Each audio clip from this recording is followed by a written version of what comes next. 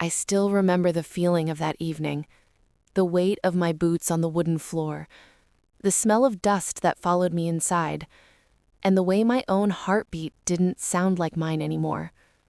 For months I had been away, not at my mother's house, not on vacation, not at a place I could talk about. No, I had been on a mission, one of those missions that mothers don't tell their children about because the truth is too heavy for young hearts. I served my country, quietly, without medals or ceremonies, without my name spoken on any stage, just a woman doing her duty and praying every night for her daughter's safety while I was gone. My daughter, Anna, was the only reason I ever wanted to come back. Her voice kept me alive through the long nights.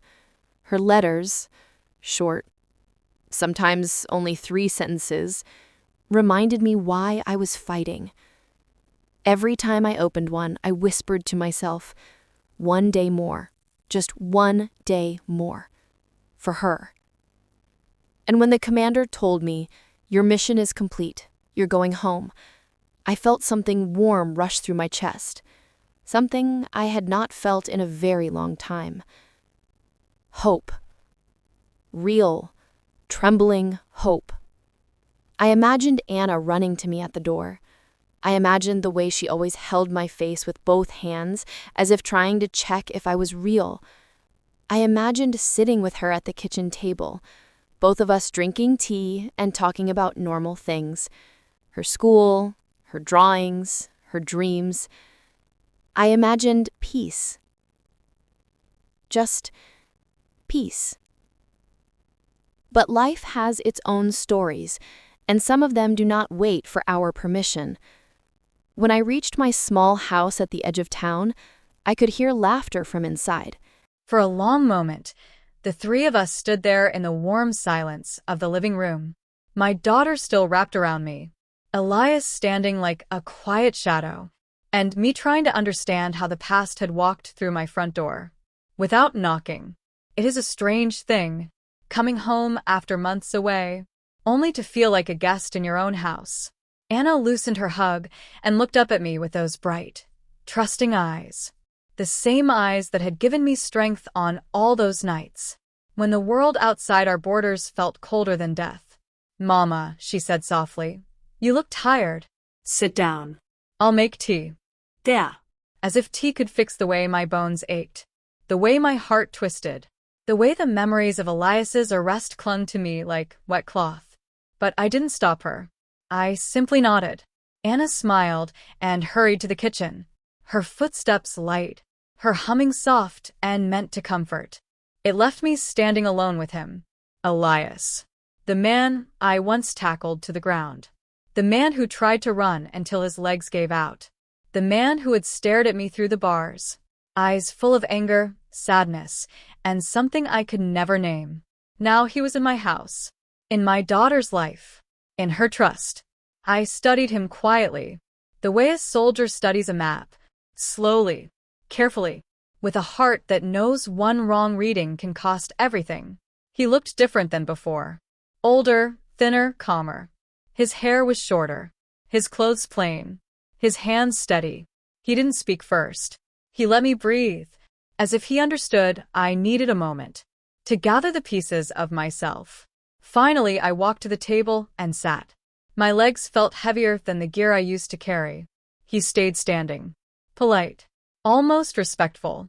"Sit," I said quietly. He obeyed without argument. Not like the man I remembered. Not at all. Soft laughter, warm laughter, my Anna's laughter. It brought a smile to my face. My throat tightened with joy. Maybe she already knew I was back. Maybe she had planned a surprise. I pushed the door open gently. I did not want to frighten her. But the moment I stepped inside, something in my heart shifted. My daughter was not alone. She was sitting at the dining table, leaning forward, smiling shyly, a smile I had not seen in years. Across from her sat a man, a young man, calm posture, dark eyes, a stillness about him that felt familiar, too familiar.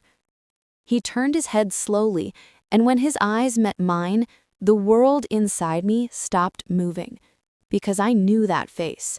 I knew the way he held his shoulders, like a man who had survived a hard life.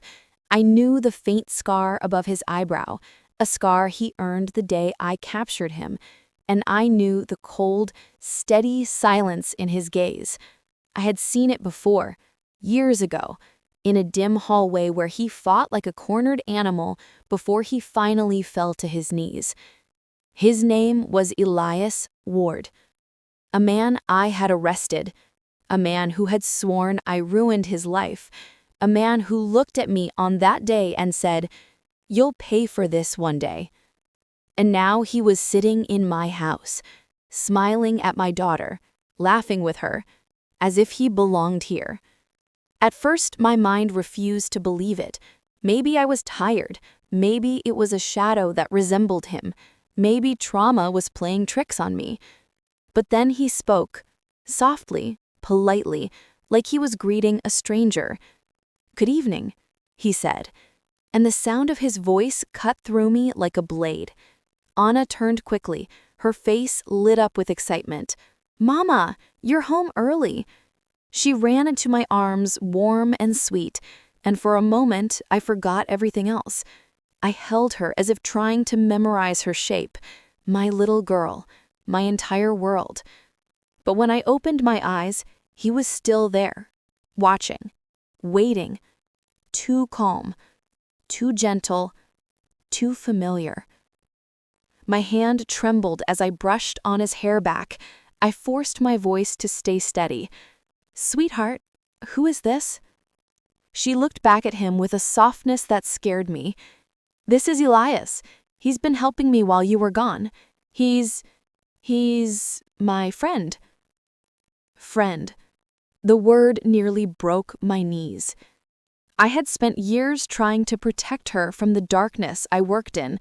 I kept my missions secret, kept my enemies far from home, kept her life safe and untouched. But the darkness had found its way here anyway, not through my mistakes, but through her gentle heart. Elias stood slowly, his chair barely making a sound. "I didn't mean to intrude. I didn't know she was your daughter. I only knew she needed someone." His voice was calm, too calm for a man with his past. I wanted to shout, to demand answers, to protect my daughter like a mother wolf, but my missions had taught me one thing: never show fear in front of the enemy or the child you're trying to protect. So I swallowed everything: the shock, the fear, the memories of what he once did and what I once did to him, and I smiled. A weak, trembling, painful smile, because I didn't yet know whether this was a coincidence or the beginning of a new war inside my own home. For a few seconds, we simply listened to the sound of water boiling in the kitchen, and Anna's gentle humming. It was almost peaceful, if peace didn't hurt so much. I folded my hands on the table. "You knew who I was the moment you saw me," I said softly. He nodded. "Yes." "And you still came into my home?" "I didn't come because of you," he replied, his voice low and steady. "I came because of her. Her. My daughter." There was a time the word "her" would have comforted me. Now it felt like something sharp. How? I asked. "How did you even meet her?" He looked down at his hands. Not guilty, just thoughtful. "She was at the library," he said. "It was raining. She didn't have her umbrella. She was struggling with the books she had borrowed. I helped her carry them." I closed my eyes. Anna loved the library. She used to spend hours there when she was younger, reading, drawing, writing small stories I kept in a box in my closet. "And she trusted you?" I asked. "She didn't know anything about me," he said quickly. "I would never tell her." His voice had a strange mixture of firmness and regret. "She only knew me as someone who offered help." "And you let her believe that?" He lifted his eyes slowly. "No," he said. "She trusted me because she wanted to, because she is kind. Because she sees people, not what life has done to them. My heart pinched at his words. Yes, that was my Anna. She saw the good in everyone, even when the world didn't deserve it. I opened my mouth to speak, but Anna returned just then, carrying a tray with 2 cups of tea and a smile warm enough to melt winter. I made your favorite, Mama. Rose tea. She placed the cup gently in front of me, her hand brushing mine. For a moment I forgot fear. I forgot missions. I forgot the shadows of the past. My daughter's touch could do that. It always did. Then she spoke. So proudly, so innocently. Elias helped fix the fence last week, she said. And he carried groceries for Mrs. Lowell. Mama, he's so kind. Kind. The word echoed in my mind, like a question no one could answer. I watched her carefully. The glow in her eyes, the softness in her smile, the way she looked at him, as if he had become a part of her small world. And that frightened me more than anything on the battlefield ever had. Elias looked uncomfortable, as if her praise weighed more than his past crimes. I didn't do anything special, he murmured. You did, Anna insisted. You listened. You helped. You made things easier. Mama always says small kindnesses are the ones that heal us. I felt my throat tighten. Yes. I did say that. Years ago. Before missions changed me. Before life hardened me. Before I learned that kindness could also be used as a mask. I looked at Elias again. Really looked. He didn't seem threatening. His posture was relaxed. His eyes calm, not predatory. His tone sincere. Yet danger doesn't always come loudly. Sometimes it walks softly. Sometimes it smiles. Sometimes it waits. I sipped the tea to steady my voice. Anna, I said gently, why don't you take a bath and rest? It's been a long day. She blinked, confused. But Please, I whispered. Just that one word. She studied my face. And maybe she saw something there. Maybe she sensed a storm behind my eyes. My daughter was perceptive that way. So she nodded slowly. Alright, Mama. But don't be too serious, okay? She touched my shoulder lightly. He's a good person. She said it like a promise. Or a warning. Then she left us alone again. The door to the hallway closed with a soft click. Elias exhaled deeply. A tired, heavy sound. You think I came here to hurt her, he said quietly. I didn't respond. You think I'm dangerous. Still, I stayed silent. He looked at me with eyes that no longer held anger. Only exhaustion. You arrested me, he said. You did your job. And I did terrible things in my past. I won't lie about that. His honesty unsettled me. He continued, his voice slow, measured. But prison changed me. Years broke me. Years rebuilt me. And by the time I walked out, I didn't want revenge. I didn't want anger. I didn't want my old life. His fingers tapped the wooden table gently. I wanted peace. Just once. Just for a moment. I watched him carefully. And you found that peace in my daughter? I asked softly. He closed his eyes. I found peace in her kindness. In the way she talks. In the way she listens. In the way she doesn't judge. For a moment, the soldier in me faded. And the mother in me rose. I asked the question that had been burning inside me since I walked in. What do you want with my daughter? His answer was quiet. Nothing she doesn't give freely. That made my heart twist. You need to stay away from her, I whispered. For her sake. For her future. For her safety. He lowered his head. I tried, he said. For weeks. But she kept reaching out. She kept helping me. She kept believing in me. His voice cracked. Just a little. And no one has believed in me in a very long time. The room felt like it was shrinking. The walls. The table. My own chest. Everything felt too small for the truth between us. I stood slowly. My hands trembling. You were part of a world that I fought to protect her from, I said. And I won't let that world back into her life. Elias nodded. I understand. Do you? I asked. He lifted his gaze. Yes, he said quietly. But I think you should ask her what she wants. My heart ached. He didn't say it to challenge me. He said it gently, like a man who finally understood the limits of his place. But it hurt. It hurt because somewhere deep inside, I knew my daughter was changing, growing, becoming her own person, and I had missed months of it, because I was out there saving strangers, while my own home had changed without me. Anna's footsteps returned before I could reply. She peeked into the room, towel around her neck. 52,011. Oh, she said softly. You're still talking? Her voice carried innocence, but also curiosity. You should rest, Mama, she added. You've been away so long. Elias stood. I should go, he said. Anna's face fell. So soon? He gave her a small smile. Your mother needs you tonight. She looked at me, eyes wide and searching. And in that moment, I realized something painful. The war inside this house was only beginning. After Elias left that night, the house felt heavier than it had in years. Not louder, not chaotic, just heavy. The kind of heaviness that settles deep in the chest and refuses to move, no matter how much air you breathe. Anna sat across from me at the kitchen table, her wet hair dripping on her shoulders, her hands wrapped around a mug of tea. She wasn't drinking. She kept glancing at the door, as if hoping he might return, just to say one more goodbye. I watched her quietly. She didn't know I was studying her. The softness in her expression, the confusion behind her eyes, the way she bit her lip when she was nervous. My daughter had always been easy to read, but that night, she looked like a story I had not been home long enough to understand.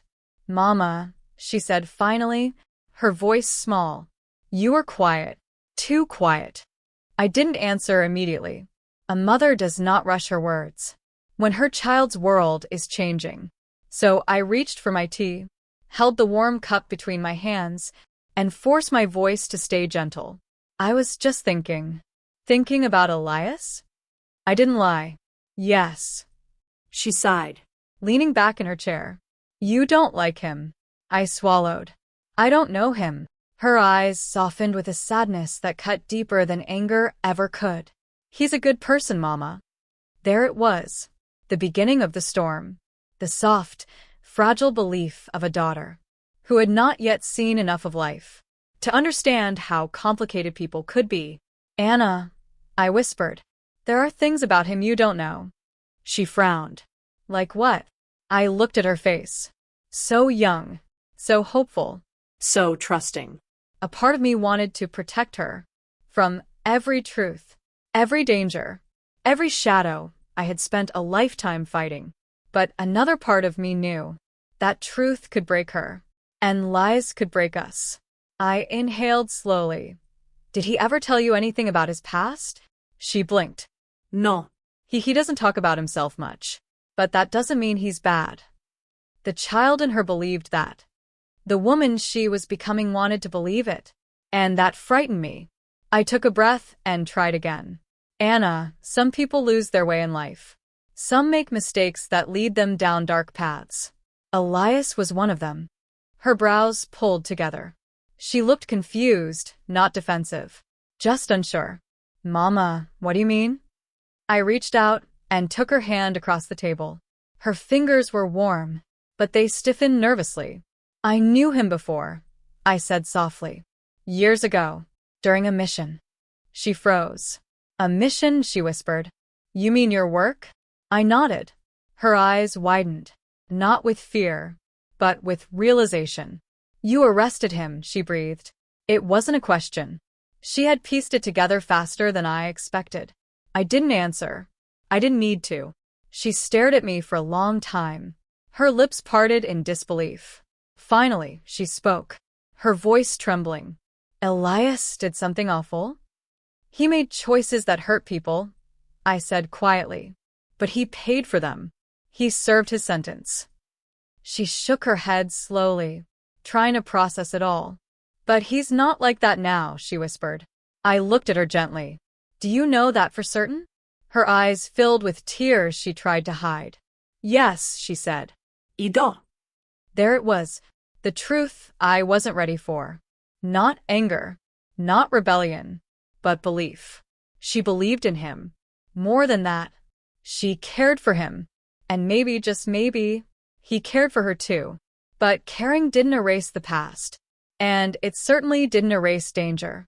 I know people can change, I said, keeping my tone calm. I've seen it. I've believed in it. But change takes time. And trust must be earned. Anna wiped her cheek with the back of her hand. He has earned it, she said softly. You weren't here, Mama. You didn't see how he helped everyone. You didn't see how he took groceries to old Mr. Bennett, because he couldn't walk that day. Or how he fixed Mrs. Lowell's broken gate. Her voice cracked. You didn't see how he waited outside the library just to make sure I got home safely? The words stabbed me. He did that? I whispered. She nodded. He said it was dangerous for a girl my age to walk home alone in the dark. He didn't want anything to happen to me. My mind raced. Protection or control? Kindness or caution? I didn't know. Not yet. And the unknown is what frightened me most. Anna wiped her eyes again and looked at me with a pleading softness. Mama, please, don't judge him by who he used to be. Her voice was breaking. I don't judge you for the things you... I do not remember how long I stood there in that hallway. Maybe a minute, maybe an hour. But my heart felt like it had lived a lifetime in those few seconds. I finally stepped forward, slowly, carefully, because even the sound of my own footsteps felt too heavy for that moment. They both turned toward me, my daughter with startled eyes, and the man with a blank expression I could not read. He stood up. Tall. Calm. Unmoved. My daughter whispered, Mom, please don't panic.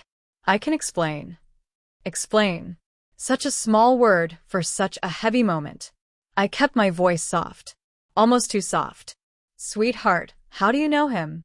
Her hands shook a little as she held the edge of the table.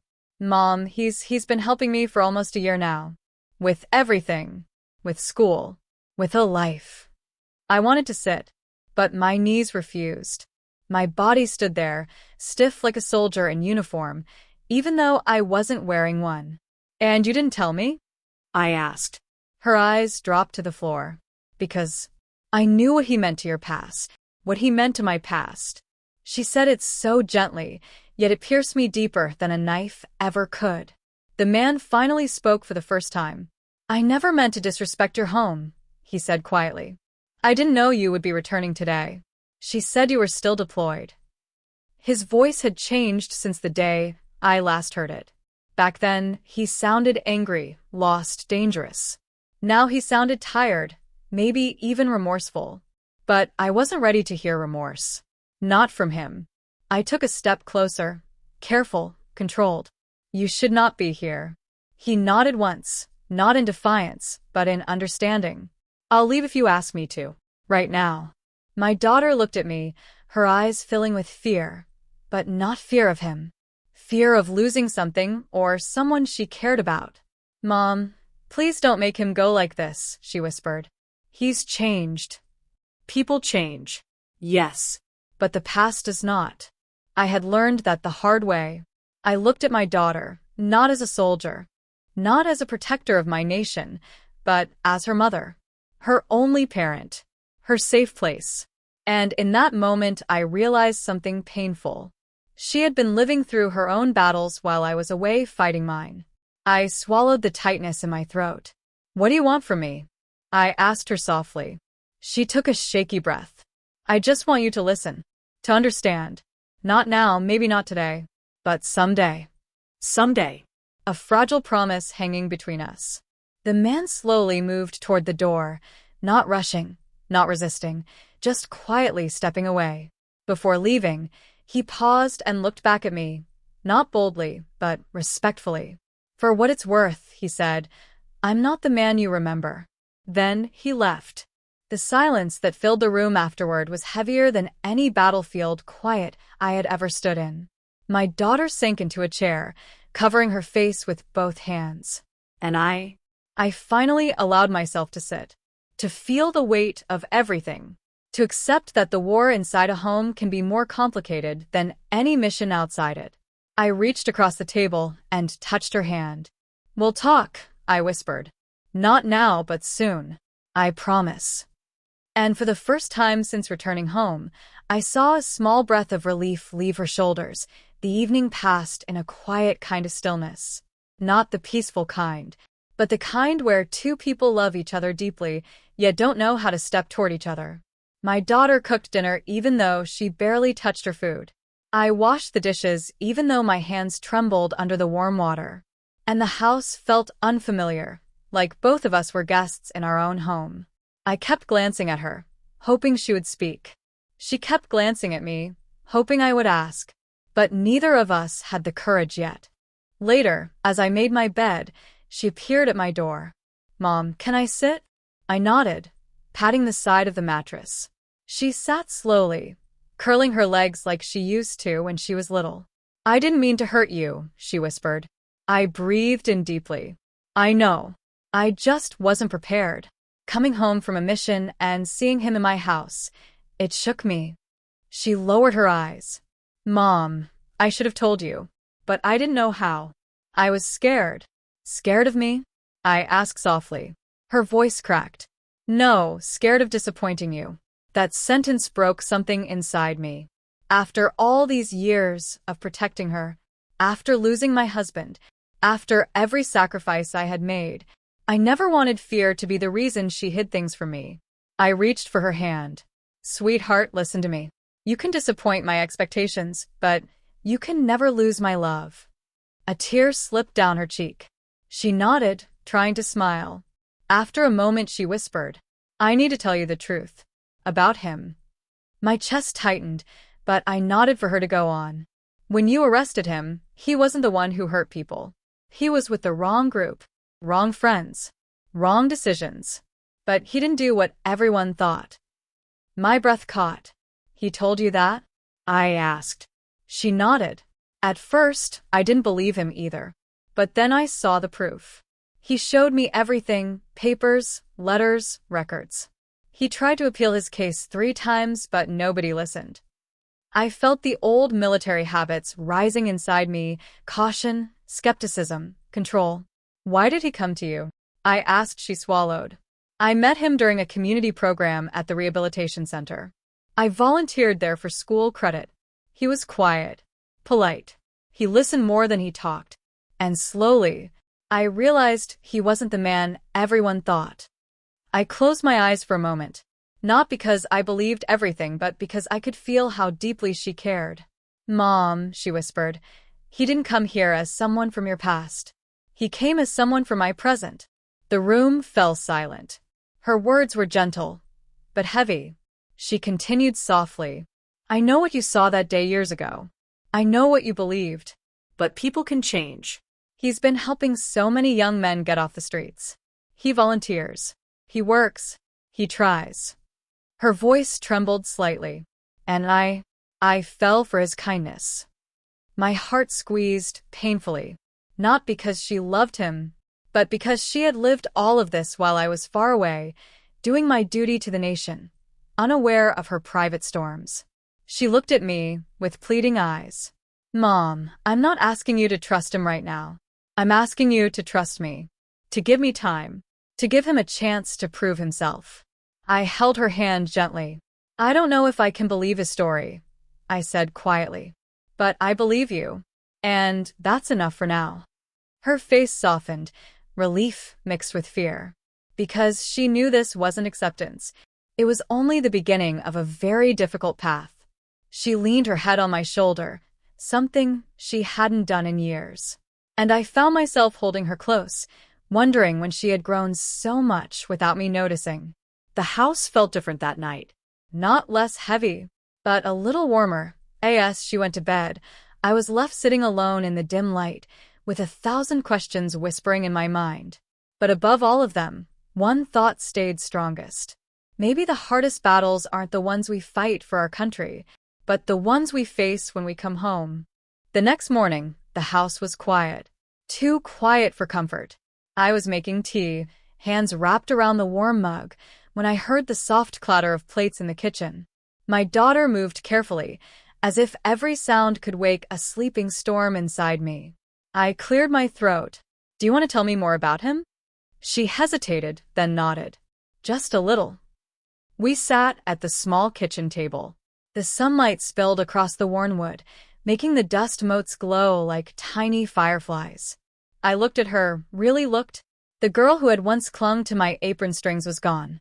In her place was someone brave enough to speak her truth, and scared enough to hold it close. He helped a boy at the center who was about to make a huge mistake, she started. He stopped him before it was too late. Not because he had to, because he wanted to. Her voice wavered. And that's when I started seeing him differently. I saw that he wasn't just a name, a file, a case. He was a man who wanted to make amends. I took a slow sip of my tea. My heart thumped in ways I hadn't expected.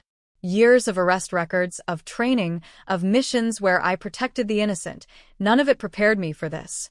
For the realization that the world outside could be harsh and unforgiving, but sometimes people could change inside the walls of our own home. Did he tell you everything? I asked softly. Yes, almost everything, she whispered.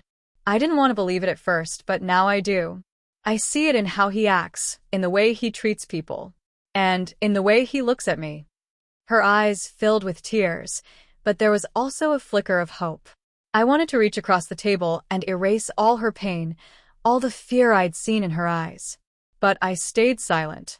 Sometimes listening was enough. Then she said the words I hadn't expected. Mom, he wants to meet you. My hand froze midair. I couldn't speak. I wanted to say no. I wanted to say yes. I wanted to run. I wanted to stay. I don't know if I'm ready. I finally managed. She reached across the table and took my hand. You don't have to be. But please just give him a chance to show you who he really is. I looked at her, really looked, and saw the earnest hope in her eyes. The same hope I once held for a world I tried so hard to protect. That night, I lay in bed, staring at the ceiling. I thought about the years I had spent defending my country, the lives I had saved, the dangers I had faced. And yet, none of it mattered as much as this one truth. Some battles couldn't be fought with courage or skill alone. Some battles had to be fought with patience, with trust, with the willingness to open your heart again. And for the first time in many years, I realized that coming home didn't just mean returning to a house. It meant returning to the people I loved. Even if they had grown in ways I didn't yet understand, the day finally came. I woke early, heart pounding like the drums of a distant battlefield I had once known too well. My daughter stood at the doorway, dressed simply, her eyes bright with a mix of excitement and nervousness. I told him he could come over, she whispered. I nodded silently, gripping my mug for comfort.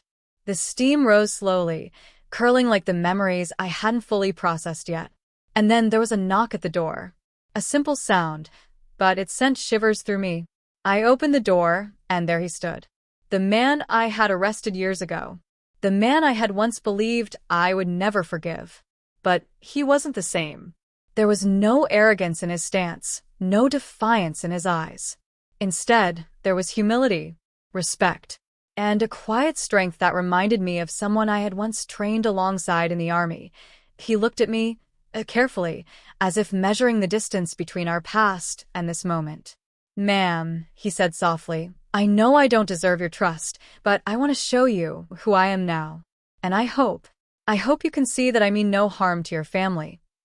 I studied him, taking in every detail, the lines of his face, the softness in his eyes, the way he hesitated before speaking. It was strange. My past judgments collided with the reality before me. My daughter stepped forward, her hand brushing mine. Mom, he's not the same man you knew. Please just give him a chance. I inhaled deeply, letting the tension in my shoulders ease slightly. I could feel my heart opening, little by little, even as doubt lingered. He extended his hand. I want to start over, he said quietly. Even if it's just with you first. I paused. My fingers hovered over his.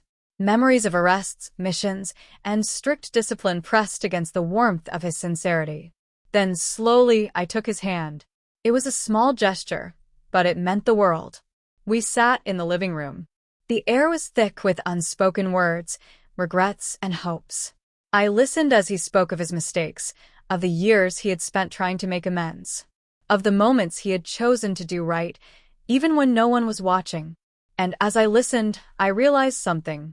The world I had fought to protect outside my home had its battles. But the world I was learning to protect inside my home required a different kind of courage, the courage to forgive, the courage to trust, the courage to love, even when fear whispered that it was impossible. By the time the sun dipped below the horizon, painting the room in golden hues, something had shifted. The past was not erased, but it no longer felt like a chain. It felt like a lesson and a chance. That night, I lay in bed thinking about what had happened. For the first time in years, I felt a strange, gentle hope. A hope that perhaps, no matter the shadows of the past, the heart could still find light, even in the most unexpected places. The next few days were quiet, almost painfully normal. He didn't try to force conversation or impress me. He simply existed in the space my daughter and I had built, politely, respectfully, and with a kind of patience that I hadn't realized I'd been waiting for. I watched him from the kitchen window one afternoon as he helped my daughter water the small garden in the backyard. She laughed freely, and for a moment, it almost felt like time had turned back. The tension that had gripped my chest for years began to loosen, like a rope fraying at the edges. I found myself noticing small things: the way he carefully placed a chair, the way he listened when my daughter spoke, the way he quietly cleaned up after making tea. Simple gestures, yet they carried a weight of respect I had not expected. One evening, after dinner, I found myself sitting across from him, our legs curled up on the old living room rug. The room was dimly lit, shadows stretching across the walls. I never imagined seeing you like this, I admitted, my voice barely above a whisper. He looked at me, a gentle smile tugging at his lips. I know, he said softly, and I don't expect you to forget. I only hope that one day you can believe I've changed. I swallowed, feeling the lump in my throat. Belief, trust, forgiveness. These were not easy words for someone like me who had spent years holding on to certainty, to control. But slowly I realized that maybe life wasn't just about control. Maybe it was about allowing moments like this, fragile, delicate, and terrifying, to happen. Days turned into weeks. I began letting small walls fall. I laughed at his silly jokes. I shared memories with him. I even asked him for advice on matters I would never have admitted to my daughter. And each time, a little more of the past felt less heavy. My daughter noticed, of course. She would sometimes glance at me, a knowing smile on her face. "See, Mom," she'd whisper. "He's really changed. You can feel it too." And she was right. There was a shift in the house, an air of cautious hope. I wasn't ready to erase the past, but I was beginning to understand that the past didn't have to define the future. I realized that love, in all its forms, often requires patience and bravery, and the quiet courage to take small steps forward. That night, as I prepared to go to bed, I lingered in the hallway for a moment, watching my daughter and him talking softly in the living room. Their laughter was a gentle reminder that life, even after pain, can still hold moments of beauty. And for the first time in a long time, I let myself imagine a future where my home felt whole again, not because the past was gone, but because I was learning to live with it. And beyond it, one rainy evening, the sound of water tapping against the windows brought a strange calmness, but also a whisper of old fears. I sat by the kitchen table, my hands wrapped around a warm cup of tea, staring at the empty chair across from me. The memories came uninvited.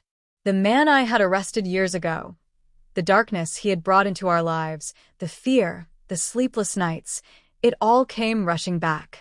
I remembered the trembling voices of the families he had hurt, the warnings from colleagues, the cold certainty that some people never change. And suddenly, my carefully rebuilt trust wavered. I realized that even though he was sitting just a room away, smiling politely and helping my daughter, the past still had a grip on me. A grip I hadn't fully acknowledged. I heard footsteps in the hallway and felt a pang of anxiety I couldn't hide. My daughter appeared, shaking the umbrella dry. "Mom, are you okay?" she asked softly, her eyes full of concern. I forced a small smile. I'm fine, darling. Just thinking. But she knew better. She always did. Later, I found myself standing at the edge of the living room, watching him carefully organize the bookshelf my daughter had messily stacked with photo albums, books, and trinkets. I wanted to turn away, to retreat into my fear, but something held me there. I realized that I had two choices: let the past control me, or let the present guide me. I took a deep breath, feeling the tension in my chest loosen slightly. "I need to ask you something," I said, my voice trembling. He looked up, attentive, waiting. "Why are you really here? With her, with us?" He paused, and for a moment, the room was filled with the sound of the rain, the ticking clock, and my own heartbeat. "I made mistakes in my life," he said slowly. "Horrible mistakes. I hurt people. And I can't change that. But I've also changed. I'm here because I want to do right. To be someone your daughter can trust and maybe, in time, someone you can trust too." His words were simple, but they carried a weight I hadn't expected. And I realized the past was heavy, yes. But it didn't have to anchor me forever. The question was whether I was willing to let go, even a little. I nodded slowly, unsure of the future but certain of one thing: I would not let fear steal these fragile moments of hope.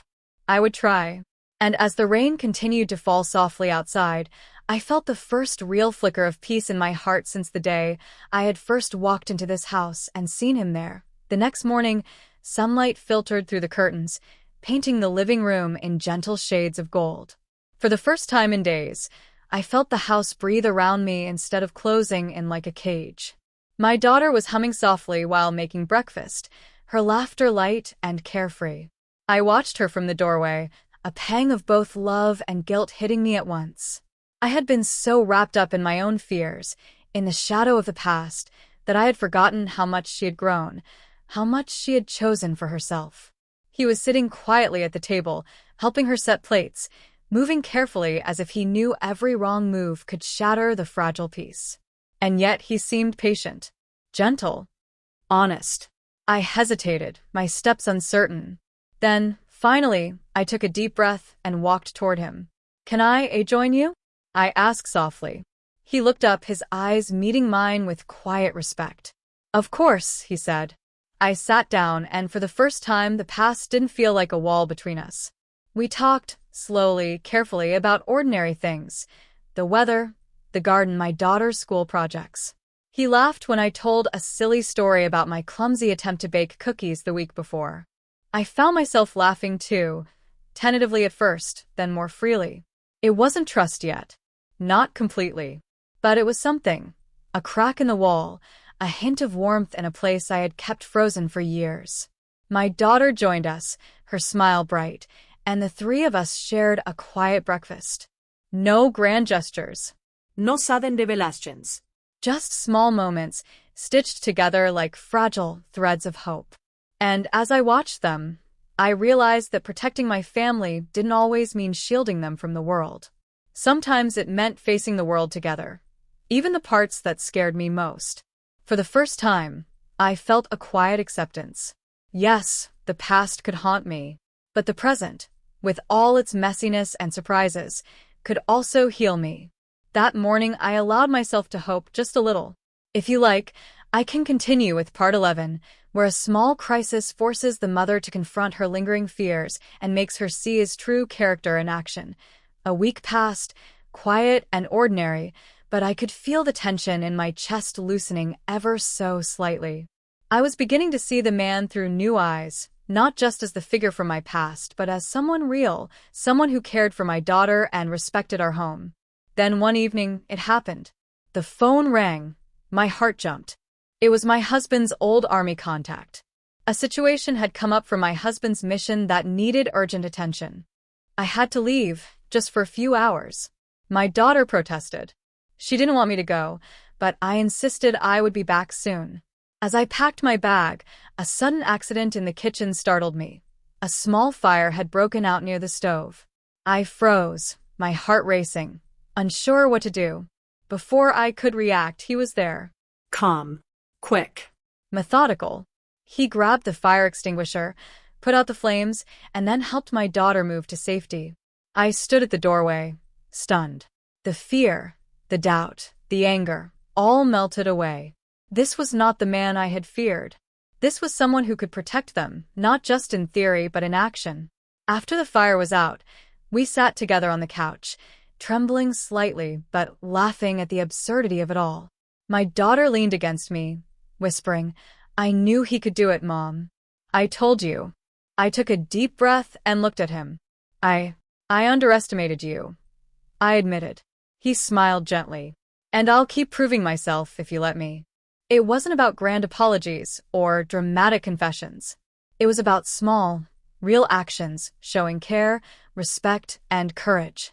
That night, for the first time, I allowed myself to let go of part of the past and step forward with trust.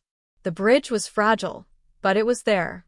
And sometimes that's all you need to start healing. If you want, I can continue to part 12, where deeper emotional conversations with her daughter help the mother fully confront her fears and truly accept the man into their lives. The next morning, I woke early, the house quiet except for the soft hum of the refrigerator. My daughter was still asleep, curled under the blanket, peaceful. I watched her for a moment, remembering the little girl who used to hide behind my skirts, and I realized how much she had grown. I sat at the kitchen table with a cup of tea, letting my thoughts settle.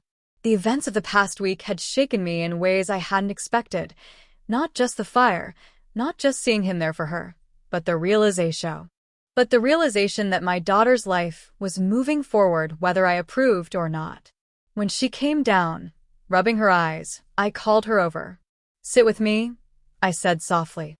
She sat, still sleepy, and I reached for her hand. "I need to talk to you," I began. "About him and about me. And how scared I've been." Her eyes widened, but she nodded. "I'm listening, Mom." I took a deep breath. I know I've been suspicious, angry or protective, maybe too much. I kept thinking I could control everything, keep you safe from anyone who might hurt you. But I've realized something. You're not a little girl anymore. And sometimes, loving someone means letting go of fear. She squeezed my hand. "Mom, I know you've always wanted the best for me. And I know it's hard to see me with someone who used to be dangerous. But he's not that person anymore. I've seen it. I trust him. And I hope one day, you can too." Tears welled up in my eyes. "I want to," I whispered. "I really do. It's just hard to erase the past." She leaned against me, her voice quiet but firm. "Mom, you taught me how to see the good in people. I think it's time you see it too." For the first time in weeks, I felt a weight lift from my shoulders. It wasn't instant forgiveness, and it wasn't complete trust, but it was a start, a fragile, beautiful start. And that morning, as sunlight filtered through the curtains, I felt something I hadn't felt in a long time: hope. The next few days were quiet but tense.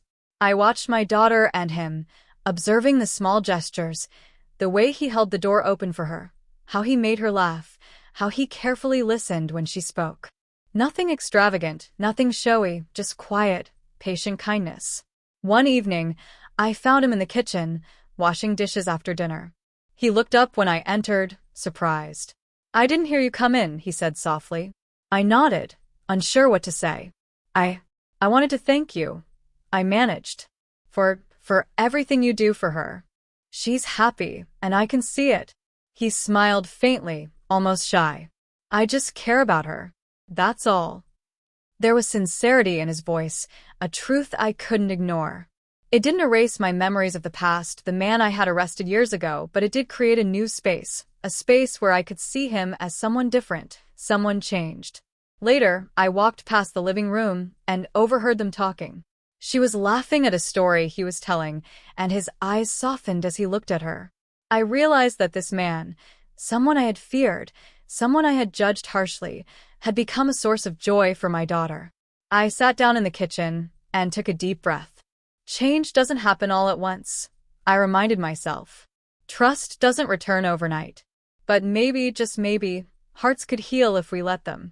That night, I went to bed with a quiet hope. Not a perfect hope, not complete certainty, but enough to believe that the heart can sometimes forgive, even when the past is heavy. A week later, I found myself alone with him in the living room. My daughter had gone out with friends, and the house was quiet except for the soft hum of the ceiling fan. He looked nervous, unsure, and I realized that maybe he had been carrying his own doubts about me all this time. I wanted to talk, he began, his voice low. About the past. About what happened. I nodded slowly. I suppose we should, I said. It's been years, but I still remember everything. I can't forget what you did and what you were accused of, but I also see who you are now. He swallowed hard, looking down at his hands. I made mistakes. Terrible ones. But I've tried. I've really tried to be someone better. For her. There was honesty in his words. I wanted to believe him, but I also needed to protect my heart. It's not easy to trust someone who once hurt the people I loved, I admitted. I know, he said softly. And I don't expect it right away. I just want you to know, I care about your daughter. I respect her. And I'll do whatever it takes to prove that. We sat in silence for a long moment. The tension in the room was heavy, but beneath it, something shifted, a fragile understanding, the first glimmer of acceptance. I see how she smiles around you, I whispered finally. And I can't deny that she's happy. That counts for something. He looked up, eyes glistening. It counts for everything to me. For the first time in days, I felt a spark of peace. Not complete, not perfect, but enough to believe that maybe, just maybe, we could start building something new. A new chapter. A new chance at understanding, forgiveness, and perhaps even trust. The next morning, I woke up earlier than usual. Sunlight spilled softly through the curtains, warming the quiet house. I could hear my daughter laughing from the kitchen, her joy echoing like a gentle melody. For days, I had watched from a distance, trying to measure my feelings. The man she cared for had a shadowed past, yes, but now, seeing her happiness, I couldn't ignore the light he brought into her life. When I stepped into the kitchen, they both looked up. My daughter's smile faltered slightly, sensing the weight in my eyes. But I forced a small, calm smile. Good morning, I said gently. Morning, Mom, she replied, cheerfully. The man stood silently beside her, respect clear in his posture. I took a deep breath, letting the tension ease slightly. I want to talk, I said, not about the past, but about the future. He nodded immediately. I understand, he said. I just want you to know that I will do everything to earn your trust, and I will never put her in harm's way. His words, simple and sincere, struck a chord in me. I looked at my daughter, who reached out and took his hand. The love in her eyes was unmistakable, pure. You've changed, I whispered to him, and I see that. I can't undo what happened before, but I can try to believe in what's happening now. He bowed his head slightly, a silent promise. My daughter squeezed his hand, then looked at me. Mom, it's okay. I want you to see him too, not just as someone from the past, but as someone who cares about me now. For the first time, I allowed myself to breathe, to let go of fear. I could see the possibility of a new chapter, one filled with understanding, growth, and slowly, a fragile trust. I realized that protecting my child didn't mean shutting out the world, nor holding on to every shadow from the past. Sometimes it meant stepping back, observing, and letting love guide the way. That day, I began to heal. Not entirely, not perfectly, but enough to see the path forward. And for the first time in years, the house felt like a home again, filled with laughter, warmth, and the cautious hope of tomorrow. If you want, I can continue to part 16, where the story deepens into family bonding, moments of vulnerability, and the mother fully embracing the new trust while still honoring her protective instincts. The days that followed were slow, careful, and tentative. I watched my daughter and him interact. The way they laughed over small things, shared quiet glances, and supported each other in simple ways. It wasn't instant acceptance, but it was a start. I decided to take a small step myself. One evening, I invited him to help me in the garden. At first, he hesitated, unsure if I meant it. But when he nodded and took the spade, I realized this was more than just gardening. It was an olive branch. You know, I said softly, I've seen so much in my life, things I couldn't control. But maybe I can choose to control how I feel about what's here now. He smiled gently. I hope to make that easy for you, he said. Working together, planting flowers and trimming bushes, we talked. Not about the past crimes or mistakes, but about everyday things. The weather, the seasons, my daughter's favorite foods, memories of simpler days. I felt a small shift inside me, a warmth I hadn't felt in a long time. Later, as we sat on the porch, sipping tea, my daughter came to sit between us. She rested her head on my shoulder, a quiet trust passing through her touch. See, I whispered to him, she trusts me to be here. I hope one day I can trust you the same way. He nodded solemnly. I will earn it. I promise. It wasn't an overnight transformation. Some nights, memories and doubts crept back in, testing my resolve. But each day, each small interaction, rebuilt a fragile bridge. I realized that trust is not a single act. It's a series of small, honest moments. By the time the sun set, painting the sky in shades of orange and pink, I felt something I hadn't felt in years. Peace. Not complete, not perfect, but enough to believe that maybe, just maybe, we could find a new normal together. Weeks passed slowly, each day weaving new threads of cautious connection. I watched my daughter laugh, the sound like music I thought I'd lost. And he was always nearby, careful with his words, his gestures, never overstepping, always waiting for permission to be part of our lives. One evening, I found myself alone with him in the kitchen. He was chopping vegetables for dinner, humming softly to himself. I stood by the counter, unsure if I should speak or just observe. Finally, I whispered, I never thought I'd see you here like this, helping, laughing. It's strange. He looked up, meeting my eyes. I know, he said quietly, and I know it will take time, but I want to try. For her and for you. Something inside me shifted. I realized that my anger, my fear, my memories of the man he once was, they were shadows of the past. And in this moment, in this quiet kitchen, he was someone different. Someone trying. We shared a tentative silence, broken only by the rhythmic chopping of vegetables. For the first time, I felt I could breathe without the weight of suspicion pressing down on me. Later, my daughter joined us, her presence a gentle reminder of why I was trying. She laughed at a joke he made, and I caught her looking at me, silently asking, Is it okay, Mom? I nodded, and she beamed.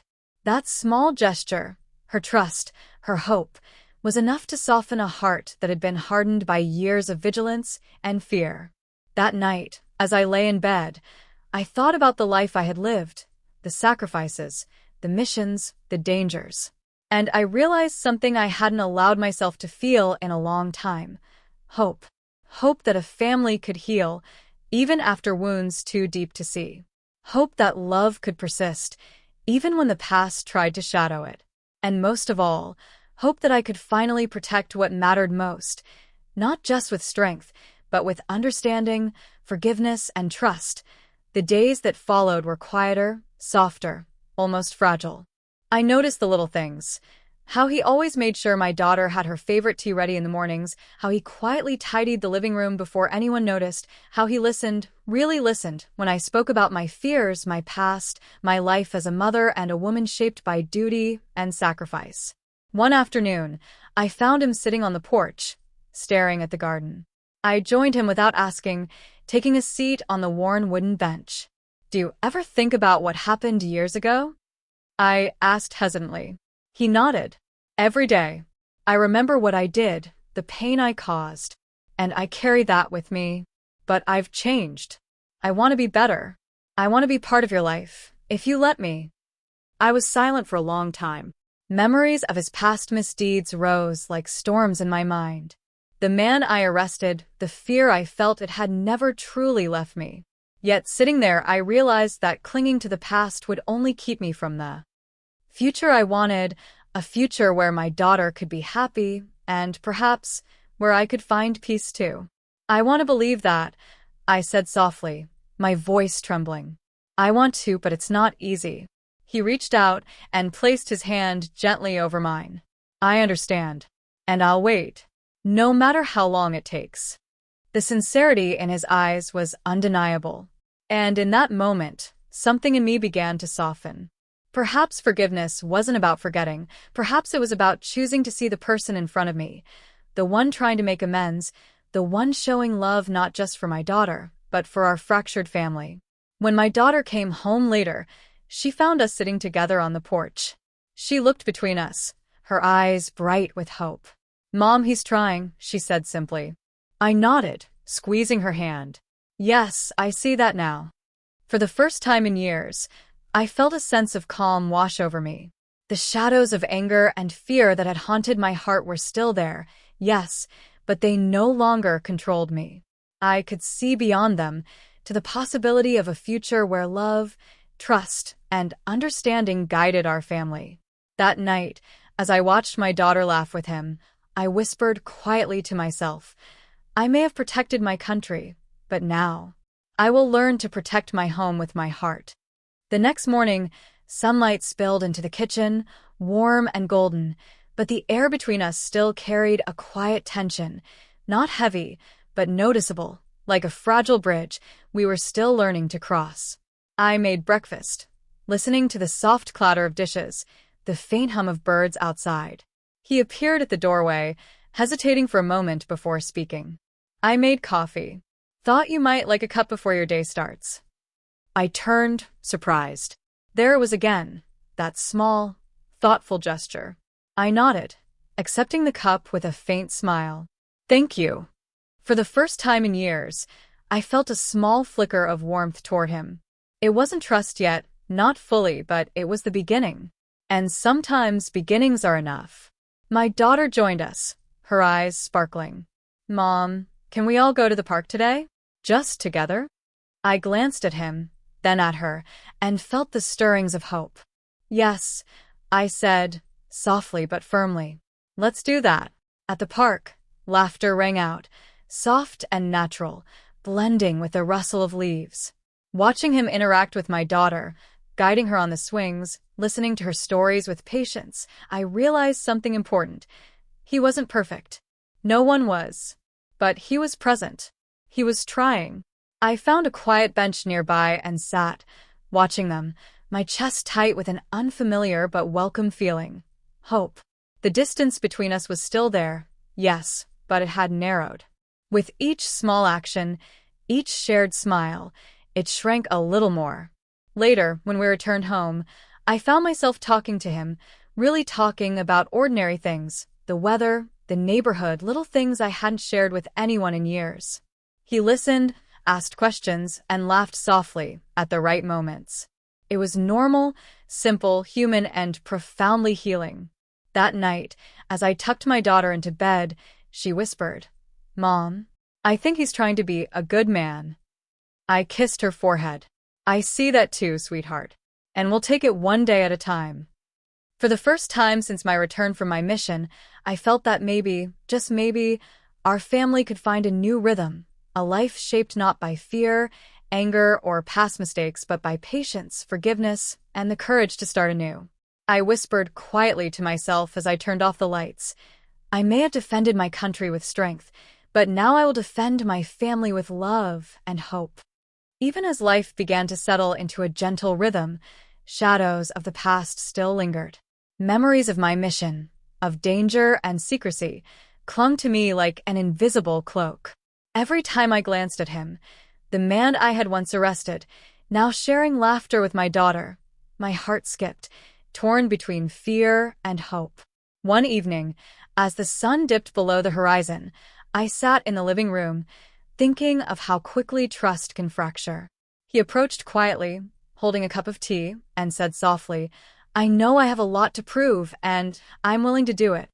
His words stirred something inside me, yet doubts persisted. "It's not just about proving," I murmured, tracing the rim of my cup. "It's about the past, the mistakes, the secrets. How can we ever move forward?" He nodded solemnly. "I can't erase what's happened, but I can promise to be here, honest and present. For your daughter and for you." His sincerity cut through the tension, but still, a part of me hesitated. Could someone who had caused harm in the past truly change? Could I allow my daughter to love him without fear creeping into every smile? The next day, my daughter ran into the kitchen, bright-eyed. Mom. "He wants to take me to the fair tomorrow." I swallowed hard, my heart tightening. The thought of my little girl trusting someone I had once locked behind bars sent a wave of unease through me. Yet, looking at her glowing face, I knew I couldn't shelter her from life forever. She had to learn, to grow, to navigate the world, and perhaps I had to learn to trust again too. That night, I prayed quietly, asking for guidance, for courage, and for the strength to let go of my fear, just enough to see the goodness in people, even when shadows linger. And somewhere deep inside, I realized love, like trust, is fragile, but it is also resilient. If nurtured carefully, it could bridge even the widest gaps of doubt and past mistakes. As I drifted off to sleep, I whispered to myself, "We may carry shadows from the past, but that doesn't mean we can't step into the light." The next morning, the house felt unusually quiet. I lingered in the kitchen, hands wrapped around a warm cup of coffee, watching the sunlight filter through the curtains. My daughter was already dressed, humming softly as she packed a small bag. "I'm going to the fair with him, Mom," she said cheerfully, her eyes shining with excitement. I felt my chest tighten. The man I had once arrested, a figure from a past I had tried to bury, was now someone my daughter trusted with her laughter, her dreams. My heart wavered between fear and hope. "Remember," I began cautiously, "trust is earned, not given lightly. You must watch him closely and listen to your heart." She smiled, her hand brushing mine. "I know, Mom. I trust him, and I trust you too." As they left, I stood by the window, watching them walk down the path. Every step they took felt like a step into the unknown. Could the past truly be left behind? Could love and forgiveness really coexist with old mistakes? Hours later, I sat in silence, thinking about all the choices life had forced me to make, as a soldier, as a mother, as a woman who had faced betrayal and danger in ways most could never imagine. And yet, seeing my daughter happy, I realized that choices, even the hardest ones, could carry seeds of hope. When they returned from the fair, laughter spilling into the air like music, I finally understood. Letting go of fear doesn't mean abandoning caution. It means trusting the heart's ability to guide, to forgive, and to embrace life, even when the past refuses to stay silent. That night, I whispered a quiet prayer of gratitude for my daughter, for second chances, and for the courage to face tomorrow, no matter what shadows it might hold. And for the first time in years, I allowed myself to hope, not naively, but cautiously, tenderly, that family could survive even the heaviest burdens of the past. The next morning, I couldn't shake the feeling that the past was pressing close, even in the quiet of my own home. I watched my daughter laugh as she helped him tie his shoes. Something in me tightened. Old memories, old warnings, old fears. I decided it was time to speak, to confront the man who had once been my enemy. Not out of anger, but to reclaim the peace of my home and protect my daughter. "Can we talk?" I asked, my voice steady but soft. He looked at me with something I didn't expect, respect, even a hint of remorse. "Of course," he said. We sat at the kitchen table, the sunlight filtering through the blinds, casting lines across his face. I studied him carefully, searching for any trace of the man I had once arrested. "I never thought I'd see you here," I began, "and I need to know, why are you in her life? What have you changed?" He swallowed, and for the first time, I saw sincerity. I've made mistakes, he admitted. Terrible ones. I don't expect forgiveness, not yet. But I promise you, I will never hurt her. I'll do everything to earn your trust if you let me. I felt a storm of emotions rise and fall. Anger, suspicion, relief. Could someone truly change? Could the past really stay behind? Or would it shadow every smile, every laugh, every moment of joy? I want to believe you, I said finally, but know this. My daughter comes first. Any sign of betrayal, and you leave. Do you understand? He nodded, a quiet determination in his eyes. I understand. I won't fail her or you. For the first time in days, I felt the tension in my chest ease, if only slightly. Trust would have to be rebuilt, brick by brick.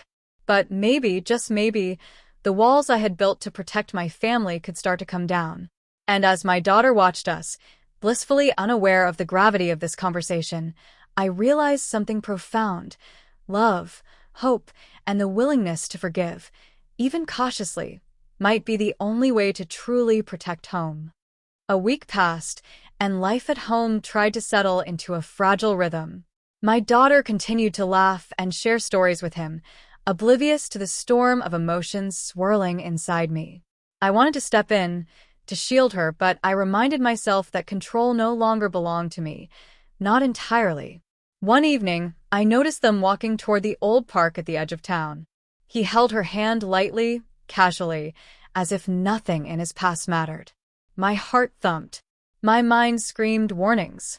I followed quietly, keeping a safe distance, watching as they sat by the fountain. I overheard snippets of their conversation. Laughter, dreams, soft words. And yet, every word reminded me of the man I had once arrested. When he leaned closer, she laughed and tucked a strand of hair behind her ear. My chest tightened. Could she see what I saw? Could she feel the weight of history? That night, I confronted my daughter gently. I saw you today, I said, trying to keep my voice calm. I need to know, do you trust him? She looked at me, eyes wide, innocent, yet unwavering. Mom, I do. He's changed. I can feel it. I felt the walls around my heart quivering. I wanted to believe her, but the soldier inside me, the protector of family and home, could not fully let go. I hope you're right, I whispered, because if you're wrong, it could destroy everything. The first test was more than just a walk in the park.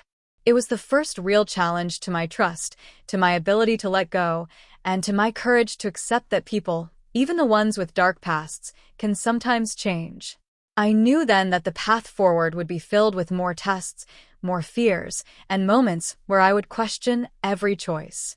But as I watched her sleep that night, peaceful and untroubled, I realized something. Protecting her didn't mean controlling her life. Sometimes, it meant letting her make her own decisions, even when my heart was screaming in warning. As the days passed, the tension in our home slowly eased. My daughter and I found comfort in simple routines, sharing meals, walking in the yard, laughing at small moments that once felt impossible. The man from my past never overstepped. He respected the distance, and in that, we found a fragile peace. I realized that protecting my family wasn't only about keeping danger away. It was about guiding them through fear, teaching resilience, and showing that love could endure even the hardest trials. My daughter had grown stronger, wiser, and more compassionate than I could have imagined.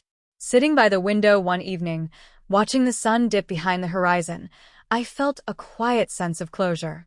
The past had visited our home, bringing fear, anger, and confusion, but it had not broken us. We had survived, healed, and learned that even in a world full of uncertainties, a mother's love, patience, and courage could be the safest shelter of all.